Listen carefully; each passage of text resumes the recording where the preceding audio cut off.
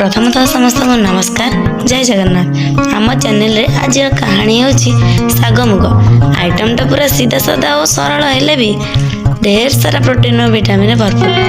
Doctor माने तो कहते आम मानकर प्रतिदिन खाद्य अति कम 50 ग्राम साग निहाती दरकार, किंतु आजिकल का पिज्जा बर्गर और फास्ट फूड के छुआ मैंने साग खाइबा को पसंद करते, किंतु साग जो देह केते हितकर ताहा आम ओडिया घर माँ और जेजेमा मैंने भल कर जानी। तेणु से मैंने सब विभिन्न प्रकार साग रांधि खाऊले।